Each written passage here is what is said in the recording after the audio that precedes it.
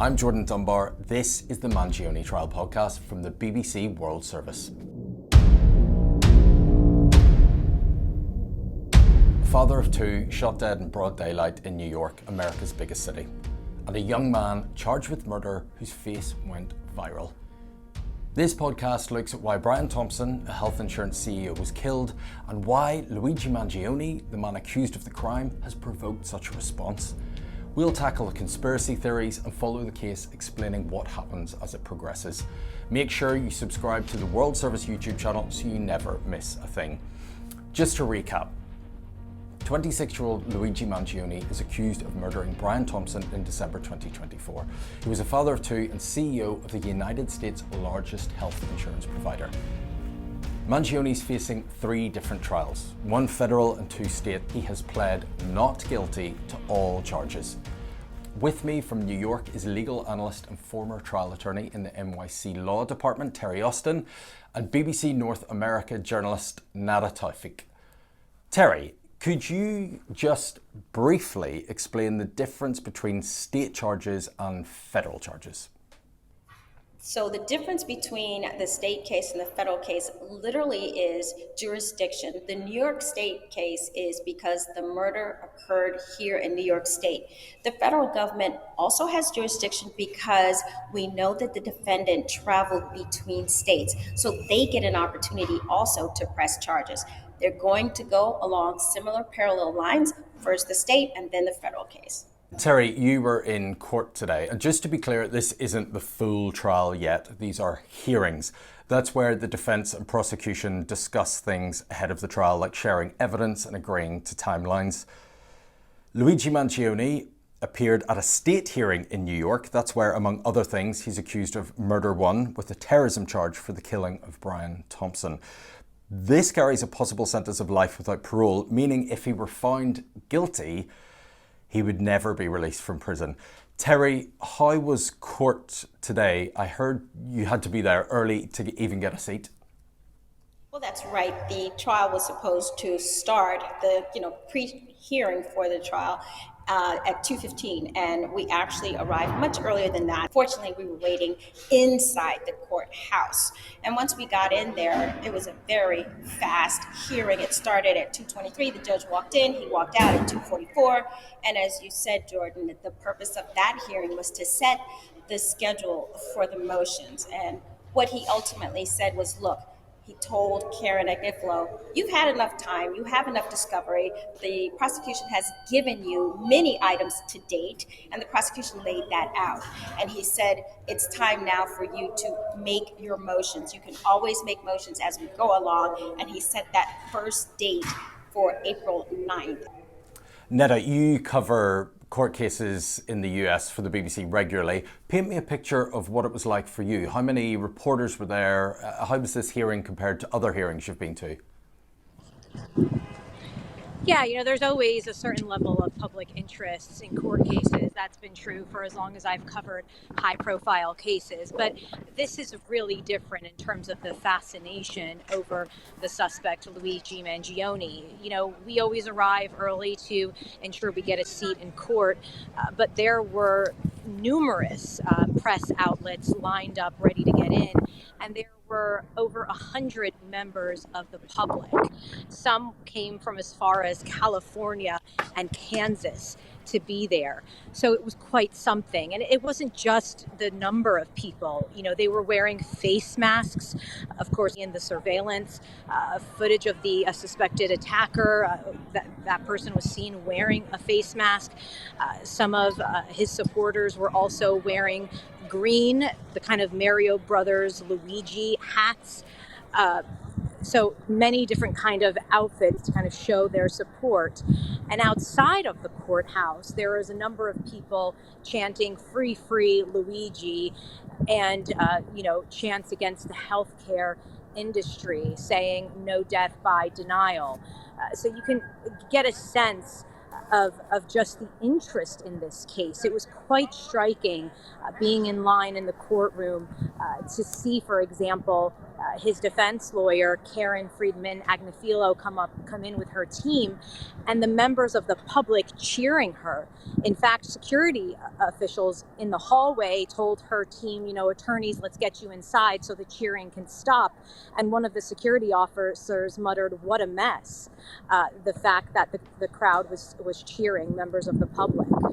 So it is certainly something that is, I think, a real current difference in the national psyche with this case and just all the different issues it's raising versus some of the other high-profile trials I've covered.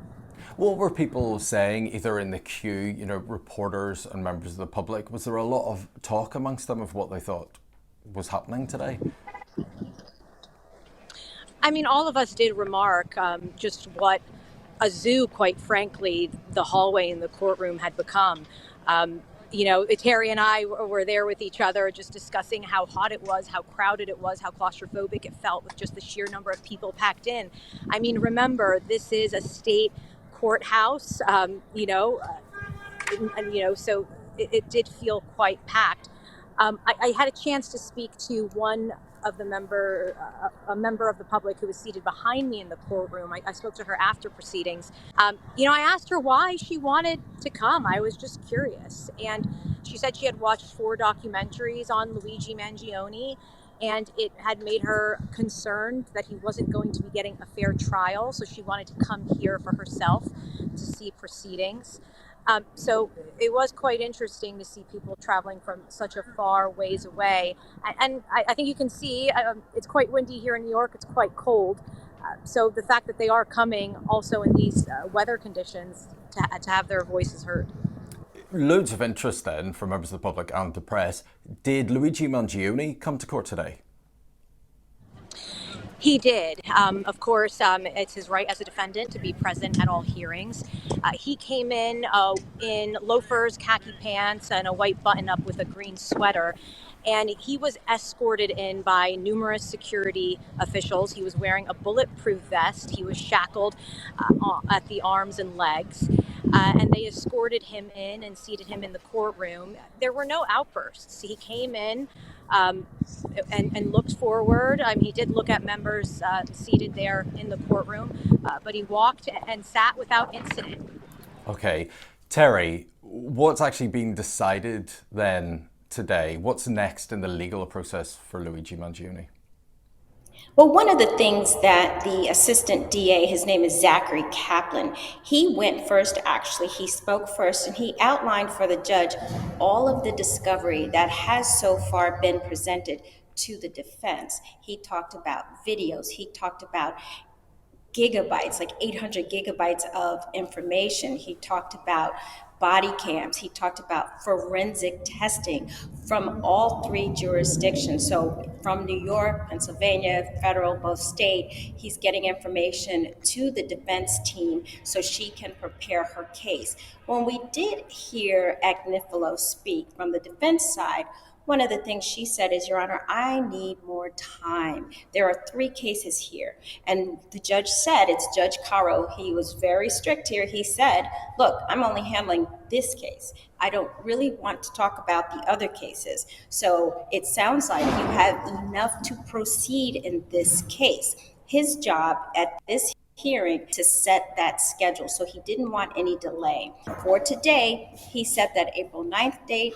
He set that May 14th date, and he set the June 26th date, and it was etched in stone. One other thing I'll say, one of the very first things Karen Agnifilo said when she walked in the room, Nada mentioned that he was shackled, that Luigi Mangione was shackled, and yes, he was.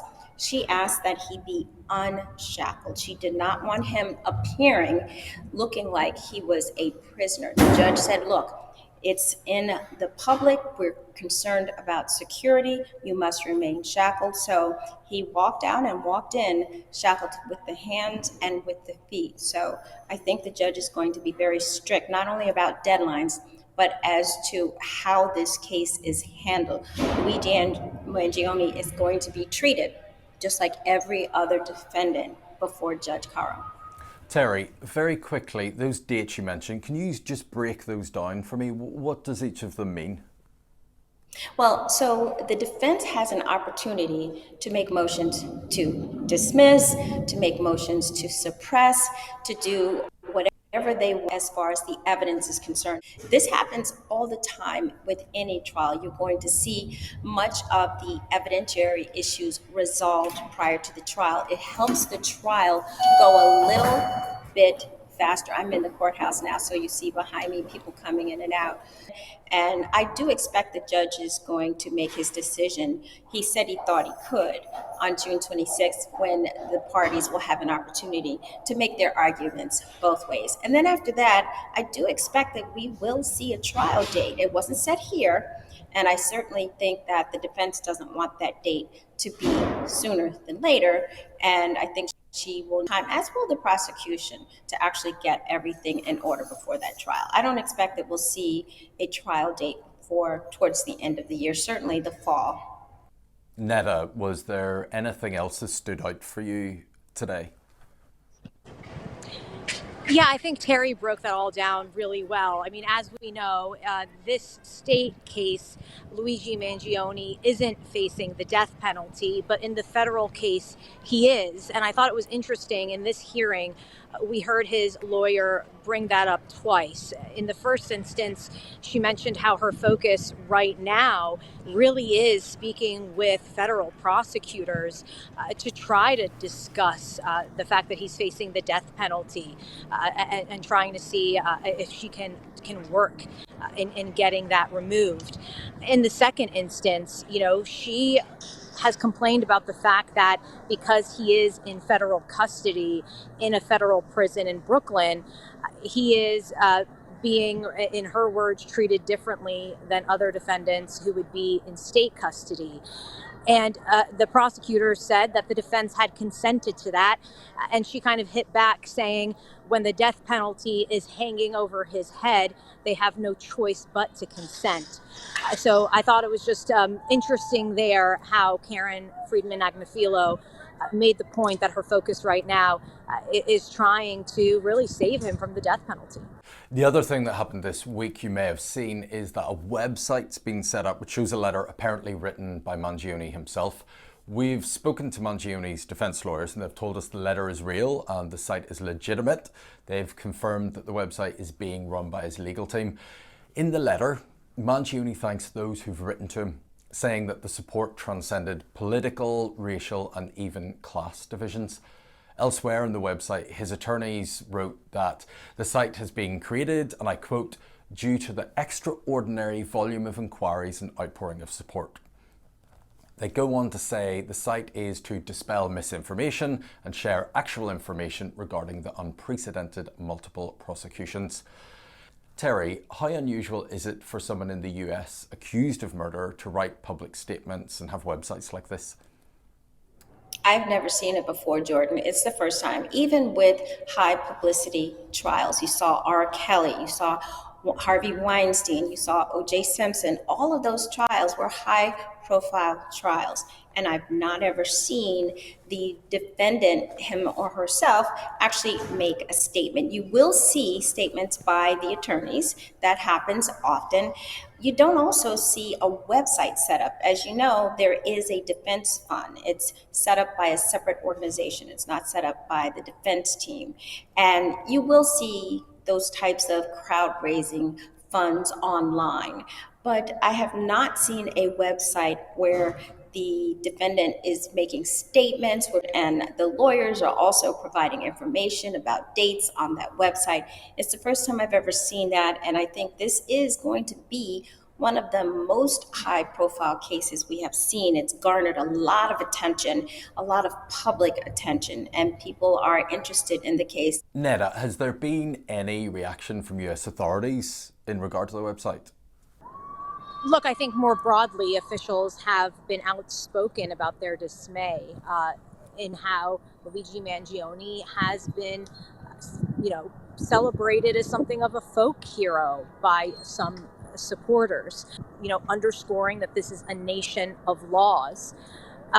And so certainly officials have put that out there, saying that the real hero here is Brian Thompson, underscoring that he is a father of two, a husband who they say was killed in a very targeted, calculated fashion.